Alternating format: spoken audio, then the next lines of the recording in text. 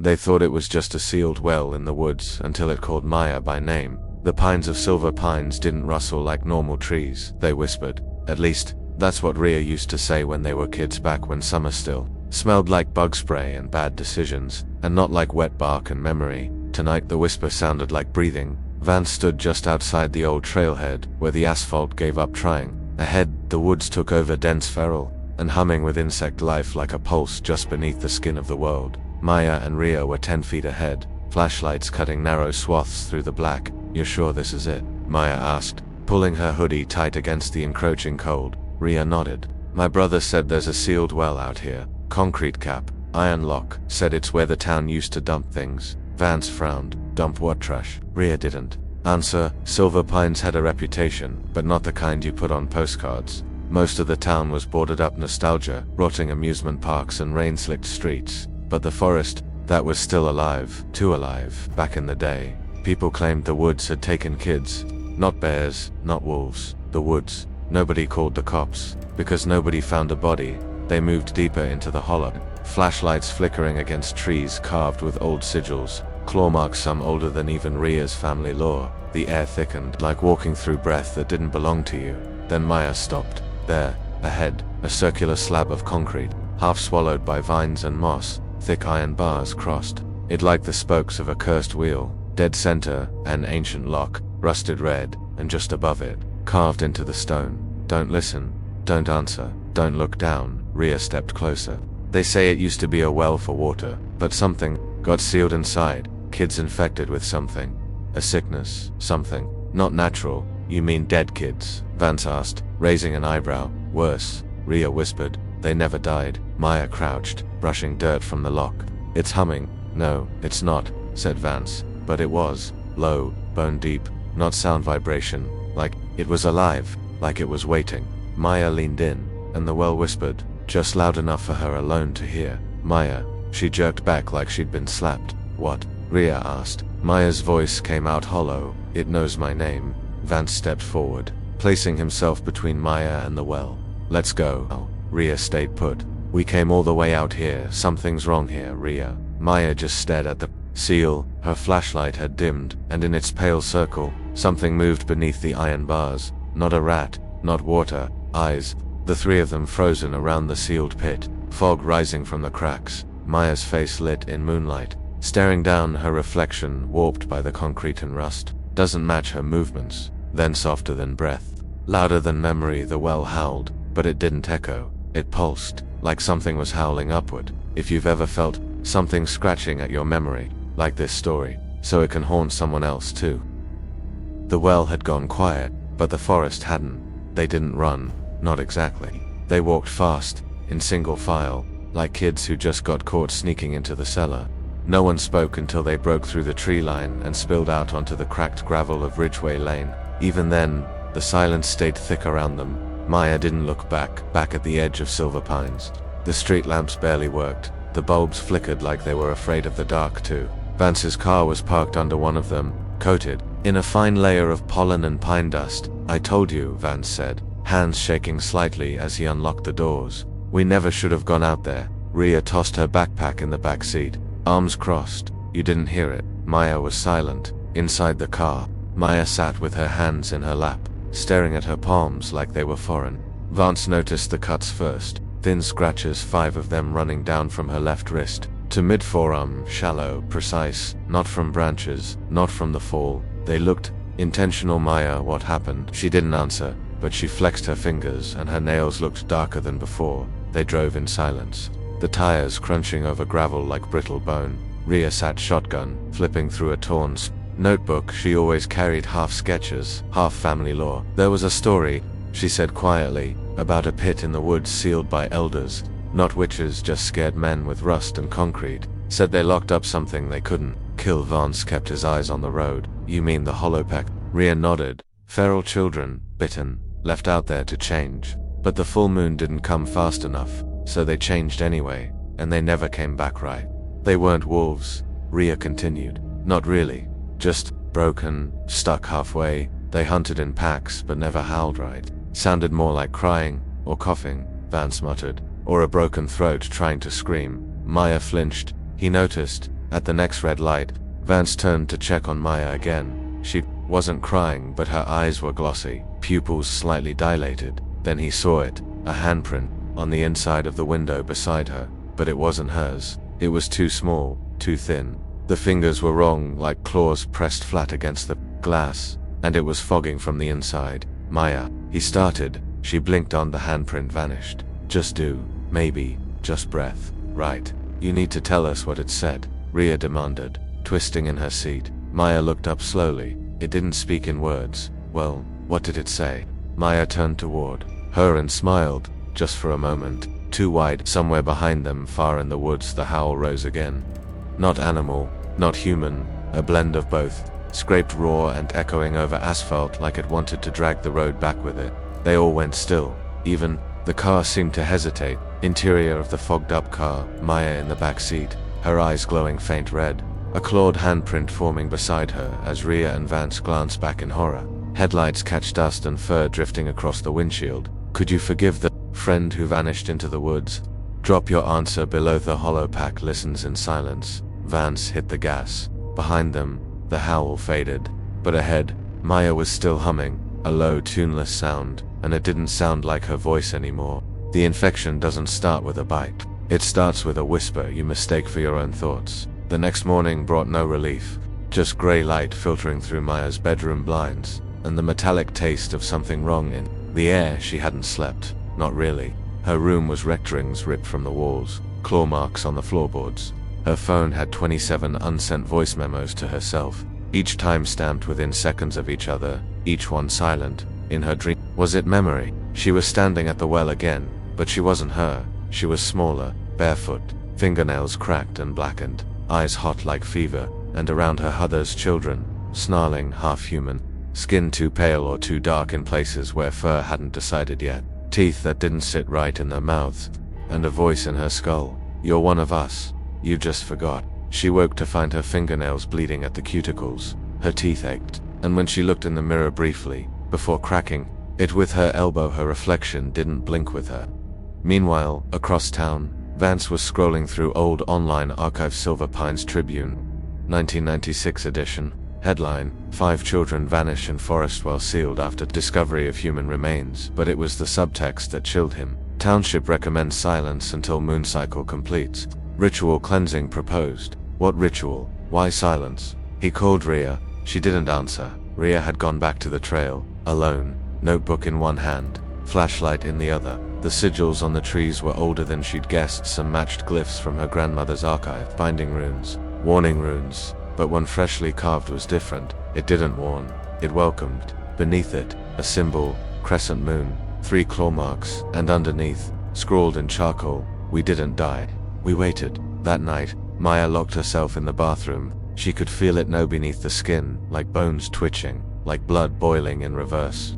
Her nails cracked, hair sprouted up her spine. Her eyes turned gold, and then back again. She screamed, but it wasn't fear, it was recognition. Her silhouette writhed against the frosted glass of the bathroom door, breathing ragged, a low, wolfish sound creeping out between syllables of her own name. Maya. And the mirror fogged itself with a shape on the outside. A claw. Vance slammed on the door. Maya, open up. He kicked it in. She was on the floor unconscious, sweat-drenched, fingernails cracked and blackened. He reached down and froze, because etched into the linoleum, in clawed lines beneath her hand, was one phrase. We are the pack. It wasn't about the full moon, not this time. It was about guilt, about being left behind, about children turned into beasts because they were abandoned. And now, Maya was remembering, not just the pit, but what came after. Overhead shot of Maya curled on the bathroom floor, red eyes faintly glowing, claw marks spiraling outward around her. Vance in the doorway, eyes wide, mirror shattered behind him. Reflection at all. Some secrets don't stay buried. Share the story before someone else hears the howl and answers it. Maya blinked awake and whispered, it's not just a curse. She looked up at Vance, voice trembling. It's a memory, and it's ours. Some stories don't rot, they grow teeth underground. Silver Pines didn't just forget its past, it buried it. Under rusted playgrounds and condemned schools. Behind boarded-up windows and yellowed newspaper clippings no one dared reprint. But Rhea had never stopped digging. Now she had names. Back in her bedroom, candlelight flickering across a sea of open books and microfiche scans, Rhea flipped through her grandmother's journal. The same sigils carved into the trees surrounded entire paragraphs, like protective wards, then tucked into the spine sheet. Found it, a faded photo. 6 children, barely 10 years old, standing near a mossy stone well, for smiling to looking away. Hollow pack, 1968. Before the ceiling, Rhea whispered aloud, they weren't possessed, they were forgotten. And what do forgotten children become? Hungry. The next page in the journal wasn't handwritten, it was typewritten. A town hall memo from November 1968, urgent, panicked, signed by Mayor Holcroft and Reverend Grier. The pit is to be sealed before the blood moon rises again. We have no cure, only the ritual binding remains. Do not look them in the eyes, do not speak their names. If they begged, do not answer. Rhea ran her fingers across the ink. It bled under her fingertips, still fresh. No, just memory clawing its way back. Elsewhere, Maya stood barefoot on her porch, moonlight soaking into her skin. She remembered now, not just the pit, not just the voices, but being in it. A moment when she was young, when she got lost, when she heard the whispers for the first time, she fell in, and something had pulled her back out, but not before it touched her. And now the moon above was red, not metaphorically, literally bleeding through cloud. Vance flipped through the notebook Rhea had scanned to his phone earlier. One phrase stuck out, highlighted by hand. The curse doesn't wait for the moon, it waits for memory. That's when he knew, they weren't just cursed, they were linked to the children, to the hollow pack, to the betrayal that buried them alive. The ceiling wasn't mercy, it was survival. The adults had trapped their own children when the transformation began. No cure, no farewell, just cement and silence. The children had begged to be let out, and no one answered, in a memory that may not be hers. Maya sees a small, clawed hand reaching up through a crack in the seal, and someone maybe her away whispered from below, we remember who left us. Blood moon overhead, Maya kneeling near the reopened well. The lid cracked open just slightly. Inside, a single child's hand presses against the edge, clawed and shaking. Maya's face frozen between terror and guilt. Still here, you're already marked. Stay till the end or run while you can. Comment prompt. Could you live with a betrayal that saved your life? Comment below because the hollow pack wants to know. Vance's phone buzzed. A message from an unknown number. Just one image. A photo of him and Mayat, age 6, standing by the edge of the well. He didn't remember ever going there, but the hollow pack did.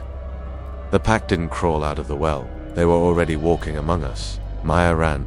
She wasn't sure when she started, only that her feet were bare. Her breath tasted like iron, and the moon above watched her too red. Too close. She wasn't running from something, she was running with it. Branches scraped her arms. She didn't bleed. She wasn't sure that was still possible. Vance followed the trail Maya left behind, a streak of torn leaves and clawed earth. He kept calling her name. No answer, only howls in the distance. Some high and keening, some too low for a human throat. And one he recognized. Rhea waited by the old well, standing just beside the cracked seal. She wasn't alone. Behind her, half visible in the tree-line figures, small, crawling, hunched over, glowing eyes, twitching hands, sharp teeth, gnashing on memory. The hollow pack, you brought her back, Rhea said to Vance. What the hell are you doing? He whispered. She was one of them. She still is. She's not. She left them once. You left me. You don't get to play innocent. Vance stepped back. Rhea, what did you? But she had already changed. It didn't happen fast. It happened wrong. One shoulder bulged, her spine bent sideways before snapping back. Her fingers twisted into claws one by one. Her face still her split at the jaw, but she didn't scream. She laughed. You didn't hear them, Vance. I did. I always did. You want to know what really spreads the curse? Rhea said. It's not the bite. It's leaving someone behind. And you left me, just like the town left them. From the mist behind him, Maya, blood dripping from her nails, eyes gold, but still human at the edges. She looked at Vance. I remember. Then, fight it, he said. I'm not fighting it, I'm understanding it. The hollow pack circled, snarls in the dark, wet footsteps in the leaves. One child wore a half-melted Halloween mask. Another dragged a teddy bear soaked in moss. They didn't attack, they waited. Maya stepped forward. I'm not here to hurt anyone, but someone has to pay. Rhea snapped. It has to end. Rhea lunged. Vance raised the silver blade he'd hidden since the start, one he never knew if he'd use. But Maya blocked the attack not with claws, but with her own body. Rhea's claws tore through her shoulder, and she didn't strike back. She just whispered, "I forgive you," Maya bloodied. Standing between Vance and a mid-transformation Rhea, hollow-packed children gathered around like a broken choir, the full red moon overhead. One child lifts their head and whimpers. Something shifted. In Rhea, in the pack. One by one, the snarls softened. Hands fell limp. Fur receded. Breath caught in confused lungs. For the first time in decades, silence, still with me. Then you've heard the howl too. Subscribe before the next full moon finds you. But the full moon wasn't done, and Vance knew there was one member of the pack still missing. The one who never wanted peace, and they were the first one ever thrown into that well. Peace was never the end of the curse, only the test before its final form. The hollow pack had gone still. Some returned to human form barely, others slumped into the moss, breathing like animals that had just remembered how to be children. Moonlight soaked their skin like baptism, steam rising from the wounds they no longer knew how to hide. But Maya, she was still bleeding, and somewhere in the woods, something else was still moving. Rhea lay half-conscious against a stump, breath rattling. Her transformation had halted midway. Her voice was hoarse but human. "I thought it was them," she rasped. "The kids in the pit." But it wasn't. Vance leaned in. Then what was it? Her eyes flicked open. It was what came before them. A howl cracked through the woods like a tree splitting in half. Not like the others. Lower, heavier, older. The hollow pack stirred. Several began to crawl toward. The sound not like victims. Like soldiers returning to their general. Maya turned to Vance, eyes wide. "We didn't wake the pack. We woke their alpha." It was in Rhea's grandmother's notes, barely legible, smudged with ash. One child survived a full transformation alone, buried, deepest, forgotten longest. He became not child, not wolf, but something older than both, a pure vessel of resentment, a hollow king. The fog split. He emerged. At first glance he looked like a man, but only for a moment. 2 tall arms, too long, fingers tipped in bone. No eyes, just 2 dark hollows, leaking steam like breath in winter. He didn't snarl, he watched, and then he spoke not aloud, but into their bones. "You sealed me, now I seal you." She stepped forward, clutching her wounded arm. "It wasn't me." The Hollow King tilted its head. "You carried their guilt. That is enough." Maya's knees shook, but she didn't run. Vance raised the silver blade, but Maya stopped him. "He doesn't want death, he wants company. If you go to him," Vance began. "I'm already part of him," she said. She looked at Rhea. "You were right, I never left the well. Not really." Then she turned and walked toward the Hollow King. But just before she reached him, a sound, not a howl, a child's laugh. One of the hollow pack, the smallest, stood between Maya and the king, and it whispered, "We forgive her." The king paused. The forest listened. Steam hissed louder from his hollow eyes. He stepped back and vanished into the fog. Maya collapsed to her knees, exhausted, covered in blood. The child who spoke to the king touches her face gently. The red moon begins to fade in the background. The tree line closes like curtains. One by one, the hollow pack wandered into the woods, not hunted anymore, just fading, like ghosts exorcised by remembrance. "You can't kill guilt," she said, "you can only carry it." And Vance, for the first time, understood. One howl, one heartbeat, one last chance. Subscribe to see if the next mark is already yours. But as they turned to leave the clearing, a single clawed hand reached up from the cracked well, not a threat, a wave. Some echoes don't fade, they follow you home. The forest was still for the first time in decades, maybe longer. There were no howls, no whispers, no footsteps behind footsteps. Just the creaking of trees, exhaling a curse they'd held to. Long Maya stood at the edge of the clearing, the morning light barely cutting through the mist. Her bloodied shoulder had stopped throbbing, not healed, quieted, and that was enough. Vance drove without speaking, mud-caked tires. No music. Rhea sat in the back, still curled into herself. Her transformation had receded, but her eyes still glinted silver when the sun hit them. Nobody asked what came next. Nobody needed to. They knew the woods weren't done, just satisfied. For now. Later, back at home, Maya opened her closet and pulled out a box she didn't remember. Packing inside a photo, 3 children by a well, her, Vance, Rhea only. None of them remembered that day, but in the photo they were smiling. Behind them, half a date, was a 4th child, face blurred, hands clawed, watching. She didn't cry. Instead, she lit a match and dropped the photo into the sink. Watched the edges curl, watched the shadow in the corner vanish into ash. At the edge of silver pines, a new sign had been hammered into the ground. fresh paint, fresh fear, danger. While Soledo, not Dithe ground REMMBRS and below, scrawled, in red ink, barely legible, the Hollow King walks again under a different name. Maya standing at the edge of a fog-covered parking lot, the blood moon now only a pale memory behind her. In the rearview mirror her reflection flickers, just for a second, showing fangs, then disappears. If the howl still echoes in your ears, like, share, and subscribe, because next time, it might not be just a story, it might be your street. And for those who hunger for more, step deeper into the shadows with our ultimate werewolf horror playlists linked in the description below. In the world of horror, the scariest things happen when you least expect them, and trust me, you don't want to be left in the dark. Welcome to the darkness.